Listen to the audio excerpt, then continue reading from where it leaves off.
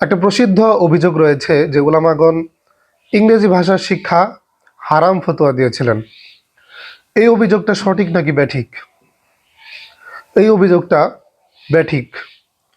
কোনো গ্রহণযোগ্য মুফতি তাদের কোনো বক্তব্যে অথবা কোনো লিখনীতে ইংরেজি ভাষার শিক্ষা হারাম ফতোয়া দেননি। আর কেনই বা দিবেন, যেখানে ওলামায়ে কেরামের ইজমা রয়েছে এ বিষয়ের উপর যে যে কোনো ভাষা শিক্ষা করা জায়েজ। সর্বযুগের সব আলেম এ বিষয়ে একমত। আল্লাহ তাআলা পবিত্র কোরআন মাজিদে ইরশাদ করেছেন, ওয়ামিন আয়াতিহি খালকুস সামাওয়াতি ওয়াল আরদি ওয়াখতিলাফু আলসিনাতিকুম ওয়া আলওয়ানিকুম ইন্না ফি যালিকা লাআয়াতিল লিল আলামিন। এই আসমান জমিনের সৃষ্টি, এই ভাষার পরিবর্তন, এই রঙের পরিবর্তন, বর্ণের পরিবর্তন, এগুলো আল্লাহ তাআলার নিদর্শন। রাসূল পাক সাল্লাল্লাহু আলাইহি ওয়াসাল্লাম হযরত যায়েদ বিন সাবিত রাদিয়াল্লাহু আনহুকে সুরিয়ানি ভাষা শেখার জন্য আদেশ করেছিলেন এবং তিনি সেটা 17 দিনে শিখেছিলেন। সহিহ বুখারী। তাহলে এই অভিযোগের ভিত্তি কি? এই অভিযোগটা কোত্থেকে উঠল? এই অভিযোগের ভিত্তি হলো, এই উপমহাদেশে একমাত্র শিক্ষা ব্যবস্থা ছিল দ্বীনি শিক্ষা ব্যবস্থা, ইসলামী শিক্ষা ব্যবস্থা। তখন ইংরেজরা এই দেশ দখল করার পর তারা যখন বারবার বিভিন্ন আন্দোলনের মুখোমুখি হচ্ছিল মুসলমানদের পক্ষ থেকে, বিদ্রোহ, জিহাদ, তখন তারা বলা হয় যে মুসলমানদের মন মানসিকতা পরিবর্তন করার জন্য, তাদের ভেতরে নিজেদের দালাল তৈরি করার জন্য একটা নতুন শিক্ষা ব্যবস্থা চালু করে, সেটা হচ্ছে ইংরেজদের শিক্ষা ব্যবস্থা। সে সম্পর্কে মাওলানা মহিউদ্দিন খান তার জীবনের খেলাঘরে বইয়ের মধ্যে লিখেছেন, ইংরেজ প্রবর্তিত আধুনিক শিক্ষা ব্যবস্থা এমন কিছু মানুষ তৈরি করে যারা গাত্রবর্ণে এদেশীয়, চিন্তা চেতনায় ইংরেজ। এ শিক্ষা ধর্মীয় বিশ্বাস বিদূরিত করে দিত। পক্ষান্তরে মাদ্রাসাওয়ালাদের সাথে ইংরেজ সরকার বিমাতা সুলভ আচরণ করত। মাদ্রাসার উস্তাদগণ বেতন পেত খুবই কম, যা আবার মাসের পর মাস বাকি থাকত। মাদ্রাসা শিক্ষিতরা সাধারণত ইংরেজ শাসনের বিরোধী এবং ধর্মীয় মূল্যবোধের ধারক বাহক ছিলেন। কোনো একটি ছেলেকে মাদ্রাসায় পড়তে পাঠানোর অর্থই মনে করা হতো চিরদিনের জন্য ওকে দারিদ্র এবং অনিশ্চয়তার জীবনে ঠেলে দেওয়া। গরিব, মেধাহীন এবং শারীরিক প্রতিবন্ধীদের মাদ্রাসায় বেশি পাঠানো হতো, তবে ব্যতিক্রমও ছিল। তো সে সময়ের বিভিন্ন লিখনী পড়ে আমরা যতটুকু জানতে পারি যে ব্রিটিশ আমলে তাদের ওই শিক্ষা ব্যবস্থা চালু হওয়ার পর কিছু মানুষ তৈরি হয় মুসলমানদের মধ্যে থেকেও এবং বেশিরভাগ হিন্দুদের মধ্যে থেকে, যারা ব্রিটিশদের গোলামি করত, ব্রিটিশদের দালালি করত। এবং তারা যখন লেখাপড়া শেষ করে তাদের নিজ এলাকায় ফিরতো, তখন তারা মোল্লাদেরকে বা এলাকাবাসীকে টিটকারি করত। এলাকাবাসীকে তারা এইভাবে বোঝানোর চেষ্টা করতো যে ব্রিটিশদের সাথে থাকাই উচিত, ব্রিটিশদের বিরোধিতা করা ঠিক হবে না, আমাদের উন্নতি, আমাদের দুনিয়াবি সফলতা এখানেই রয়েছে, মোল্লারা আমাদেরকে বিভ্রান্ত করছে। তো তখন সাধারণভাবে আলেমদের, একে তো ইসলামী শিক্ষা ব্যবস্থা একমাত্র শিক্ষা ব্যবস্থা, তার বিপক্ষে দাঁড়িয়ে গেছে জেনারেল শিক্ষা ব্যবস্থা। দ্বিতীয়ত মুঘলদের পরাজিত করে ব্রিটিশরা ক্ষমতা এসেছে। তো এই দুই দিক থেকে মুসলমান এবং ইংরেজরা মুখোমুখি অবস্থায় ছিল। আরেকটা অভ্যাস আমাদের মধ্যে আছে উপমহাদেশে, যে যখন কোনো নতুন বিষয় আসে তখন আমরা সেটাকে ভালোভাবে বিশ্লেষণ করার আগেই অনেকে হারাম বলে দিই, অনেকে সেটার বিরোধিতায় লিপ্ত হই। তো যখন এই জেনারেল শিক্ষা ব্যবস্থা আসলো নতুন, তখন হতে পারে যে কিছু ওলামা এটাকে অতিরিক্তভাবে বিরোধিতা করেছিলেন, তারা এটাকে পুরোপুরি অ্যানালাইসিস করার সুযোগ বা সময় কোনোটাই পাননি, এবং এটার যে কিছু ভালো দিকও রয়েছে, কিছু সুফলও রয়েছে, সেটাও ভালোভাবে বিশ্লেষণ করার সুযোগ পাননি। তো ওই সময় কিছু আলেম বলতেন, বাচ্চোं को अंग्रेजी मत पढ़ाओ, বাচ্চাদেরকে ইংরেজি পড়িও না। তো ওই যে আংরেজি, আংরেজি মানে কি? আংরেজি মানে কিন্তু ইংরেজি ভাষা নয়। আংরেজি মানে তারা বোঝাতো পুরা জেনারেল শিক্ষাটাকে।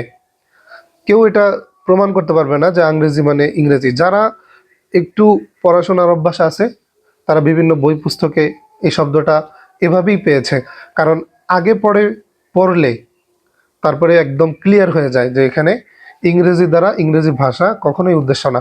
এখনো তো সেই কিতাবগুলো আছে, আমি ইমদাদুল ফতোয়াতে দেখেছি, ফতোয়া রশিদিয়াতে দেখেছি, পুরোপুরি সেখানে ইংরেজি শিক্ষা ব্যবস্থার সমালোচনা করা হয়েছে। সেখানে বাচ্চাদেরকে পড়াতে নিষেধ করা হয়েছে, অর্থাৎ জেনারেল শিক্ষায় শিক্ষিত করতে নিষেধ করা হয়েছে, ইংরেজি ভাষার বিরুদ্ধে বলা হয়নি। আমি আপনাদেরকে উদাহরণ হিসাবে আশরাফ আলী থানভী রহমতুল্লাহ আলাইহির আল ইলমু ওয়াল উলামা থেকে পড়ে শোনাই। ইংরেজি পড়ার চেয়ে দিনী মাদ্রাসায় বেকার পড়ে থাকাও অনেক উত্তম। হয়তো কাঙ্ক্ষিত যোগ্যতা অর্জন হবে না, কিন্তু আকীদা তো রক্ষা পাবে। মসজিদের খাদেম হওয়া ওই ব্যারিস্টারি থেকে উত্তম যার দ্বারা ইমান নড়বড়ে হয়ে যায়। মাদ্রাসায় বেকার পড়ে থাকা ওই ইংরেজি পড়ার চেয়ে উত্তম যা শিখে আল্লাহ রাসূল, সাহাবা ইকরাম ও আলেম ওলামাদের শানে বেয়াদবিমূলক আচরণ করে। হ্যাঁ, যাদের দিন ধর্ম নষ্ট হওয়ার আশঙ্কা নেই, তারা যা ইচ্ছা তাই পড়তে পারে। কোনো কাজে ক্ষতি ও লাভ দুটো হওয়ার সম্ভাবনা থাকলে ক্ষতির দিকটা বিবেচনায় নিয়ে সেই কাজটা বর্জন করতে হয়। তো এখানে কিন্তু থানভী রহমতুল্লাহ আলাই ইংরেজি শিক্ষার কথা বলছেন, এটা পড়তে নিষেধ করছেন।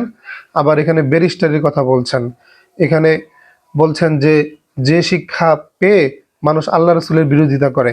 তাহলে বুঝেন, শুধুমাত্র ইংরেজি ভাষা শিখে তো কেউ ব্যারিস্টার হতে পারবে না, শুধুমাত্র ইংরেজি ভাষা শিখে তো কেউ আল্লাহ এবং আল্লাহ রসুলের বিরোধিতাও করবে না, দিন ধর্ম নষ্ট হবে না। তাহলে এখানে শুধু ইংরেজি ভাষা উদ্দেশ্য নয়, এখানে পুরা জেনারেল শিক্ষাটাই উদ্দেশ্য। ইংরেজদের সময় আকাবিররা কেন জেনারেল শিক্ষার বিরোধিতা করেছিলেন সেটা জানার জন্য আমাদের ইংরেজদের সময় ফিরে যাওয়ার কোনো দরকার নেই, কারণ এখনো জেনারেল শিক্ষা বিদ্যমান এবং এটার ক্ষতিও এখনো বিদ্যমান, এখনো দৃশ্যমান। তো জেনারেল শিক্ষায় শিক্ষিত হয়ে অনেকেরই আকীদা নষ্ট হয়ে যাচ্ছে। ডারউইনের মতবাদ পড়ানো হয় এবং অনেকে সেটা বিশ্বাস করে। যত নাস্তিক বের হয় তারা কোথা থেকে বের হয়? মাদ্রাসা থেকে, নাকি স্কুল কলেজ থেকে, নাকি যারা অশিক্ষিত?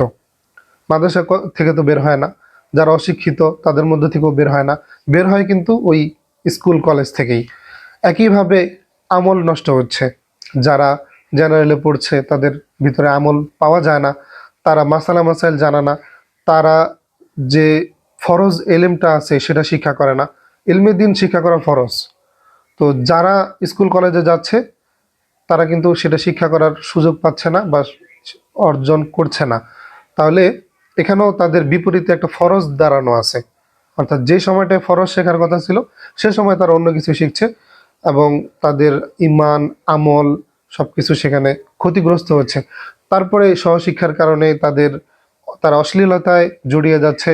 তারপরে সেখানে সুদ শিখে এসে ব্যাংকে চাকরি করছে, সেখানে কলা ইনস্টিটিউটে পড়াশোনা করে তারা মূর্তি বানানো শিখছে। তো এই যে ক্ষতিগুলো যা রয়েছে, বেপর্দা থেকে শুরু করে সুশীল, অতিরিক্ত যে সুশীলতা, যে ধর্মনিরপেক্ষতার নামে যে যা কিছু হচ্ছে, এগুলোর পেছনে কি দায় দায় নেই কোনো? অবশ্যই দায় আছে।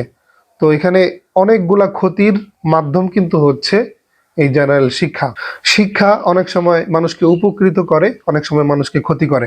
যেমন আল্লাহ তাআলা বলেছেন সূরা বাকারায়, ওয়া ইয়াতাআল্লামুনা মা ইয়াদুররুহুম ওয়া লা ইয়ানফাউহুম।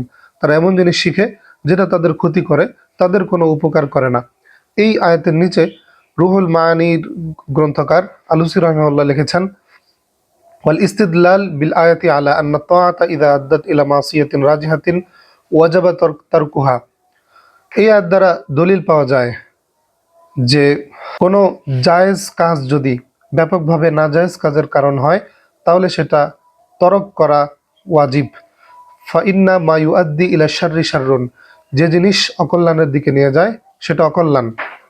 আরেকটা এবারত, সম্ভবত এটা আমি ইমদাদুল ফতোয়া থেকে নিয়েছি, ওয়াকুল্লু মা আদ্দা ইলা মা লা ইয়াজুজু লা ইয়াজুজু। যে জিনিস নাজায়েজের কারণ হয় সেটাও নাজায়েজ। আল বিনায়ের ভেতরে লেখা আছে, আল আসলু, মূলনীতি হলো, আন্না সাবাব আল হারামি হারামুন, হারামের যেটা কারণ হবে সেটাও হারাম। জায়েজ কাজ যদি নিশ্চিতভাবে নাজায়েজের কারণ হয় তাহলে সেটা নাজায়েজ হওয়ার বিষয়ে সকল আলেমের ইজমা রয়েছে। যে সমস্ত কাজ জায়েজ সেগুলোতেও কিন্তু আল্লাহ রসুল অনেক সময় নিষেধ করেছেন নাজায়েজের আশঙ্কায়। যেমন একজন পুরুষ, একজন নারী, এদেরকে নির্জনে একত্রিত হতে নিষেধ করেছেন। বাস্তবতা হলো নির্জনে একত্রিত হওয়া নাজায়েজ নয়, নাজায়েজ হচ্ছে ফাহেসা কাজ। কিন্তু নির্জনে একত্রিত হওয়া এটা ফাহেসা কাজের কারণ হয় বেশিরভাগ সময়। যেমন ধরেন, কোন একজন পুরুষ এবং নারী নির্জনে, তারা দুইজন দুই দিকে ফিরে, একজনে বোরকা পরে আরেকজনে নজরের হেফাজত করে, দুইজন দুই দিকে ফিরে কোরআন শরীফ পড়ছে, বসে আছে। তো এখানে কিন্তু নাজায়েজের কিছু নেই। অর্থাৎ মৌলিকভাবে গর্ত খোঁড়া কিন্তু কোনো অন্যায় কাজ নয়, হারাম কাজ নয়। কিন্তু আপনি রাস্তার মাঝখানে গর্ত করলেন, তাহলে এবং উপরে সেটা ঢেকে দিলেন, হতে পারে যে কোনো মানুষ সেখানে পড়ে ব্যথা পাবে, তখন কিন্তু এটা হারাম হয়ে গেল। তো এই সমস্ত মূলনীতিগুলোকে সামনে রেখেই ওলামাগণ স্কুল কলেজ ভার্সিটিতে পড়তে নিষেধ করতেন, এবং এখনো পর্যন্ত কোনো মুহাক্কিক মুফতি বিনা শর্তে নিঃশর্তভাবে স্কুল কলেজে যাওয়ার কথা বলেন না, বলার কথাও না। যদি আকীদা নষ্ট হওয়ার সম্ভাবনা থাকে, যদি সহশিক্ষা হয়, তাহলে অবশ্যই তাকে সেখান থেকে বাধা দিতে হবে, ফেরাতে হবে।